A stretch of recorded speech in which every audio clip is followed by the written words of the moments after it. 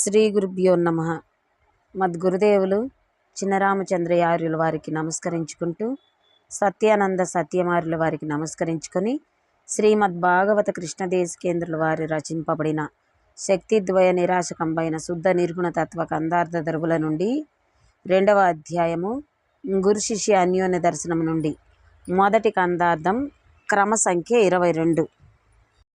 సాధన సంపత్తియుగల సాధకుడొక నరుడు ఘోర సంసారమునన్ బాధపడలేక తన పుణ్యోదయమున గురుని గాంచి యురుతారా భక్తిన్ శరణని మ్రొక్కి మరి మారి యుక్తిన్ బోధ చేయుము పుణ్య పురుష మా బోంట్లకు సాధించదగు ముఖ్య సాధనని పల్కే యురుతార భక్తిన్ శరణని మ్రొక్కి మరి మారి యుక్తిన్.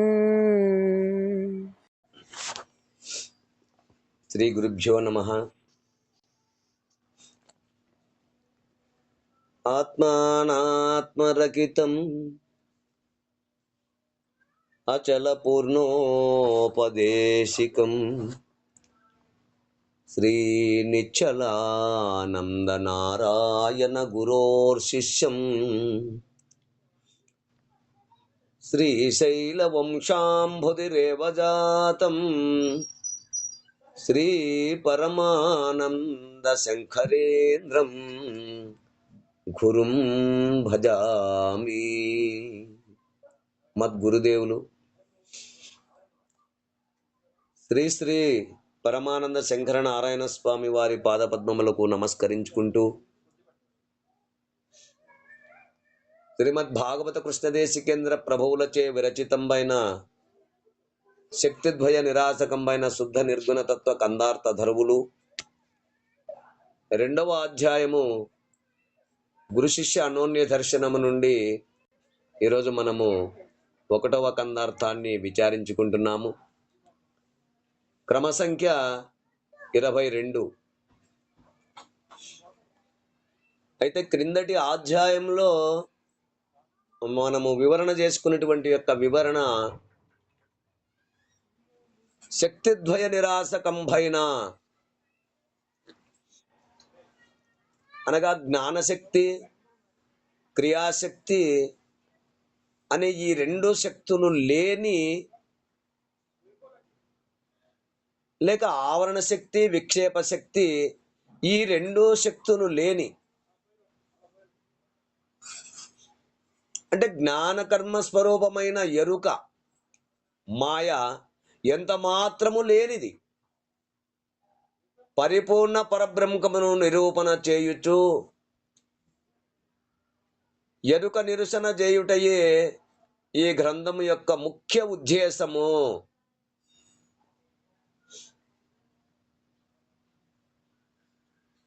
ఇది పునర్జన్మను దుఃఖమును తప్పించుకొనవలనని తీవ్ర ముముక్షువులకు మాత్రమే చెప్పబడుతున్నది. అట్టివారు ఈ గ్రంథమును ఆశాంతముగా గురుముఖముగా వినవలయునని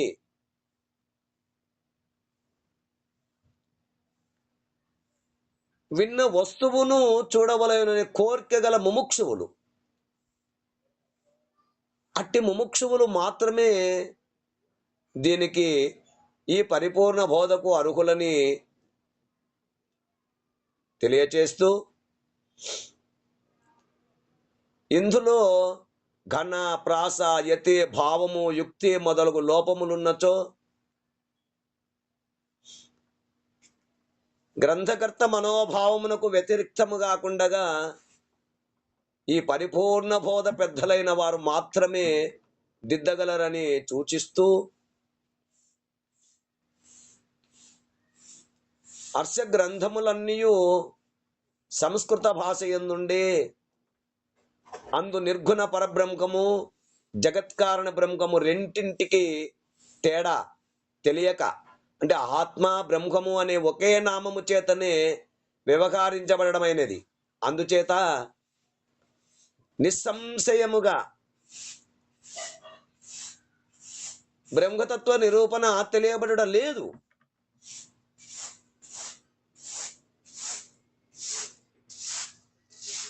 ఎందుకంటే సంస్కృత పండితులకు మాత్రమే ఉపయోగపడుతున్నవి, సర్వులకు శాస్త్రములు అందుబాటులో లేవు.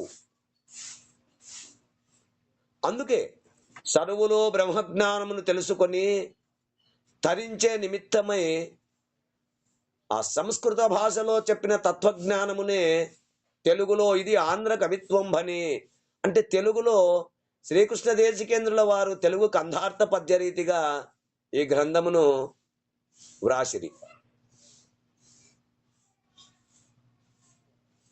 తెలుగు సాహిత్యము సనాతనమైనది కాదు. హర్ష సాహిత్యమంతయో సంస్కృత భాష ఎందుండ్ర చేత ఈ గ్రంథము తెలుగు రచన గనుక ఇది చెప్పబడిన బ్రహ్మతత్వ జ్ఞానము సనాతనము కాదని భావించరాదు.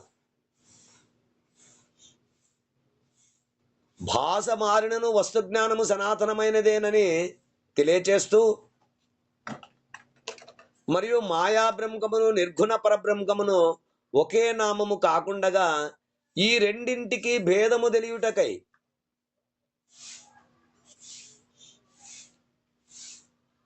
మాయాబ్రహ్మమును ఎరుకానియు నిర్గుణ బ్రహ్మమునకు పరిపూర్ణము లేక ఉత్తబట్ట బయలనియు నామములు పెట్టి ఆ రెండింటికి గల సారూప్య భేదములను తెలియపరుస్తూ శాశ్వతమైనది పరిపూర్ణమనియు లేనిది ఎరుక అని నిరూపణ నిరసనలు తెలియచేస్తూ, ఇట్టి పరిపూర్ణ పరబ్రహ్మమును గురుముఖత గుర్తించిన నేను కళా మేలకను చూచి లేకపోయినట్లుగా ఎరుక లేకపోవునని మనము క్రిందటి అంకము క్రిందటి అధ్యాయము ద్వారా మనము తెలుసుకున్నాము. ఇక తదుపరి 2వ అధ్యాయము గురు శిష్య అన్యోన్య దర్శనము. గురు శిష్య అన్యోన్య దర్శనములో మొట్టమొదటి కందార్థము క్రమ సంఖ్య 22.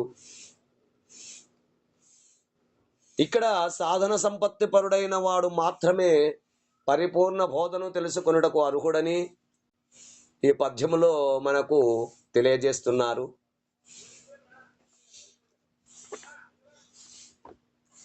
సాధన సంపత్తియుగల సాధకుడొక నరుడు ఘోర సంసారమునన్ బాధపడలేక తన పుణ్యోదయమున గురుని గాంచి యురతారా భక్తిన్ శరణనే మ్రొక్కి మరి మారి యుక్తిన్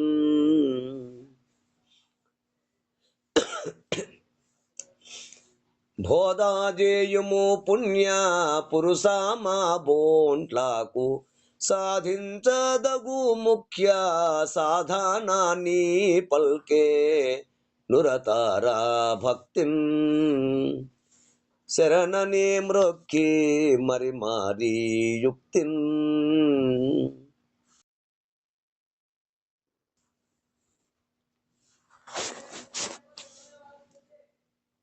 సాధన సంపత్తియు గల సాధకుడు ఒక నరుడు.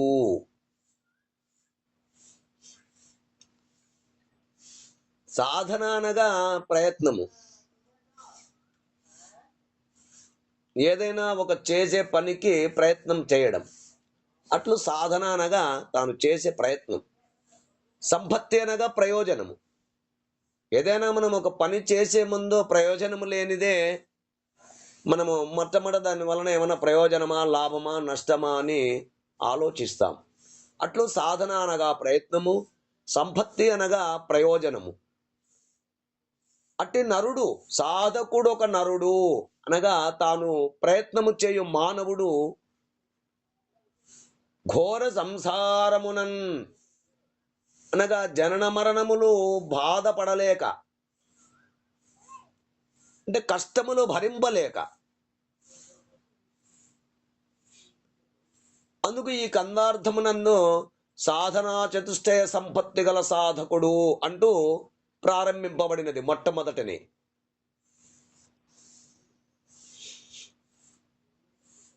అంటే బ్రహ్మ విద్య తెలుసుకొనుటకు సాధన సంపత్తి పరుడే అధికారి అని.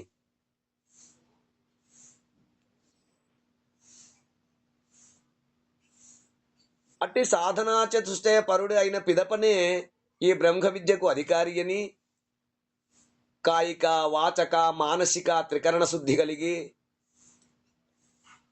సాధన చతుష్టయ సంపత్తి పరుడైన శిష్యుడే పరిపూర్ణ బోధకు అధికారి అని.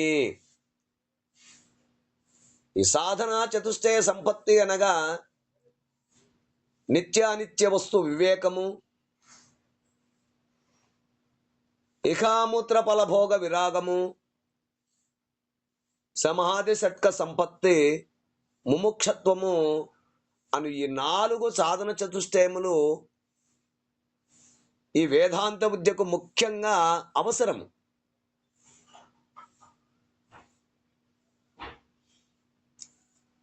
విషయమనగా బ్రహ్మజ్ఞాన బోధ, హఠాతో బ్రహ్మ జిజ్ఞాస అన్నట్లు ఈ వేదములు సంపూర్ణ అధ్యయనము తర్వాత ఆ వేద పద్ధతిని కర్మలు ఆచరించు వారికి తత్ఫలము సాధనా చతుష్టయ సంపత్తి కలుగును.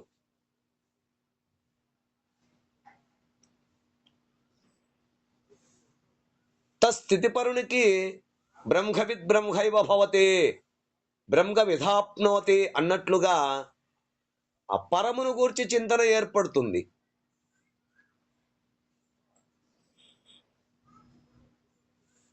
ఇక సంబంధము జీవ బ్రహ్మలు ఒకటే అని, బ్రహ్మ అనగా జగత్ కారణమైన బ్రహ్మము, దీనికి పరమైనది పరిపూర్ణ పరబ్రహ్మము.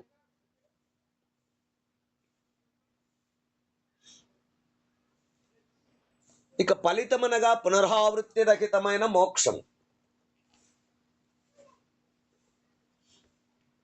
ఘోర సంసారమునన్ అనగా జన్మ పరంపరలతో కూడి ఉండి పునరావృత్తి రహిత స్థితి తెలియకుండుట.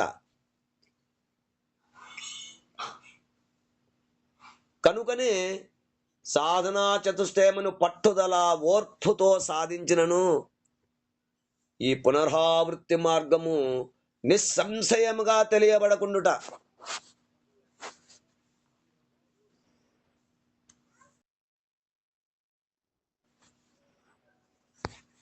ఎందుకంటే ఆ పరబ్రహ్మము నామరూప క్రియారహితము గనక జగత్కారణ బ్రహ్మము బ్రహ్మమేనా కాదా, లేక రెండూ ఒకటేనా అని మొదలగు సంశయములు కలుగుట చేత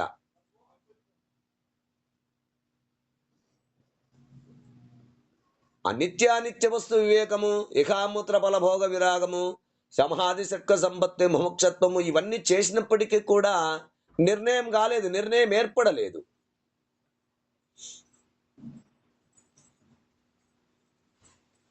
ఇంకా సంశయమే ఉన్నది. ఎందుకు? ఆ పరబ్రహ్మమును గుర్తించేందుకు సాధ్యము కాదు. అది నామరూప క్రియారహితమైనది గనక ఆ గుర్తించలేక అన్ని చేసినప్పటికీ కూడా జగత్కారణ బ్రహ్మము బ్రహ్మమేనా కాదా, లేక రెండు ఒకటేనా అని మొదలగు సంశయములు కలుగుట చేస్తా. అందుకనే ఆ శాస్త్ర అధ్యయనం చే సంశయము తీరక వ్యాకుల పడుట.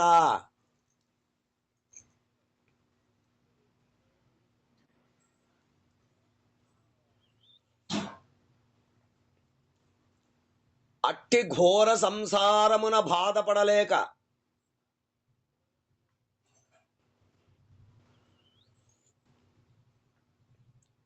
అంటే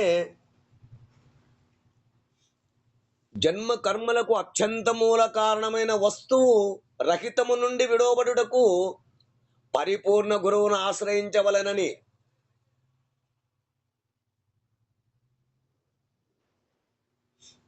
జన్మ కర్మలకు అత్యంత మూల కారణమైన వస్తురహితము నుండి విడవబడుటకురు ఆ పరిపూర్ణ గురువును ఆశ్రయించవలైనని గురువును ఆశ్రయించగా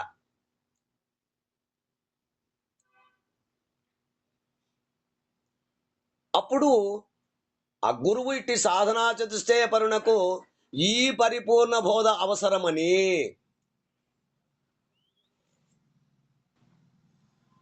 అంటే సాధకుడు ముందుగానే ఇవన్నీ చేసి వచ్చాడు కదా. సాంఖ్య తారక అమనస్క మహావాక్య విచారణలతో కూడిన ఆత్మబోధ పూర్తి అయినందువలన అతనికి మళ్ళీ ఈ సాంఖ్య తారక అమనస్క మహావాక్య విచారణతో పని లేదు. ఎందుకు? అప్పటికే సాధన చతుష్టయపరుడు. ఆత్మబోధ పూర్తి అయినందువలన ఆ కందార్థములలో ఆత్మబోధ చెప్పకుండగా పరిపూర్ణ బోధ మాత్రమే చక్కగా విశదీకరించిరి.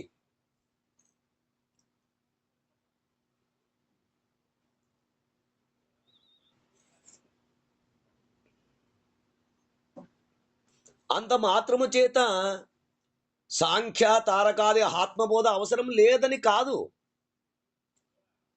పనికిరాదని భావించరాదు.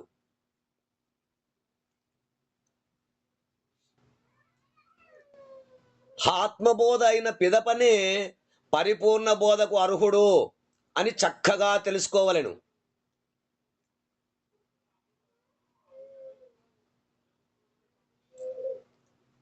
తన పుణ్యోదయమున గురునిగాంచి అనగా పూర్వపుణ్య ఫలము విశేషముచే ఆ పరిపూర్ణ బోధ గురువుని దర్శించి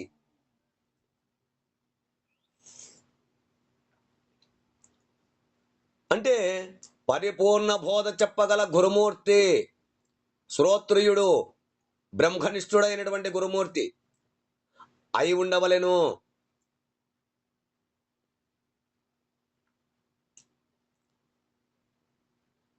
అట్టి పరమ గురువు లభించవలనన్నచో శిష్యునికి తన పూర్వజన్య పుణ్య ఫల విశేషం ఉండాలి. పూర్వజన్మ పుణ్య సంస్కార ఫలము ఉండవలెను.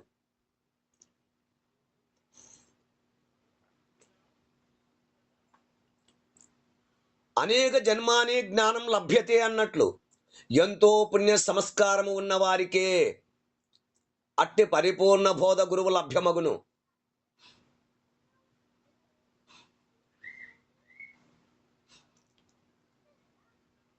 అట్టి పరిపూర్ణ గురువు లభించినప్పుడు ఉరతరా భక్తిన్ శరణాని మ్రొక్కి మరిమారి యుక్తిన్, అంటే ఎటువంటి కోరిక లేక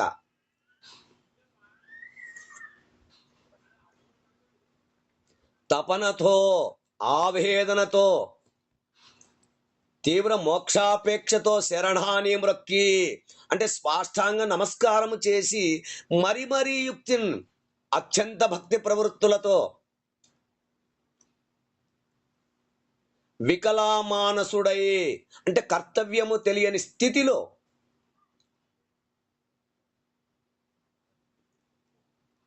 అంటే పునర్జన్మ భయముచే కంపితుడై అది తప్పించుకొని మార్గము నిశ్చయముగా దొరకక మిమ్మలను ఆశ్రయించినాను.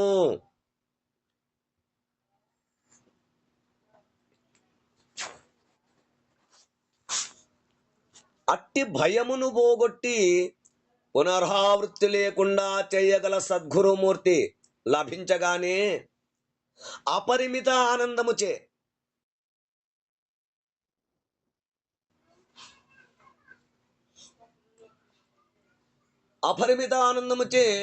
గురుమూర్తికి స్పాష్టాంగ నమస్కారము చేసి అత్యంత భక్తి ప్రవృత్తులతో పుణ్య పురుష అత్యంత మహిమాన్వితమైన మహానుభావ బోధాజేయుము మా బోంట్లకు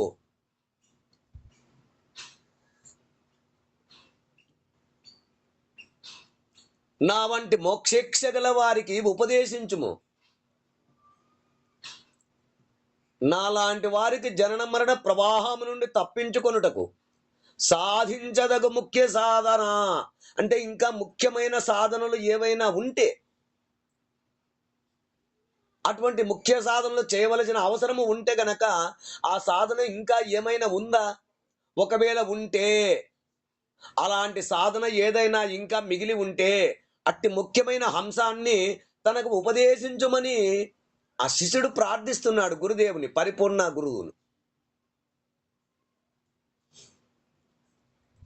అంటూ మనకు ఈ కందార్థము ద్వారా వివరణను తెలియజేస్తున్నారు.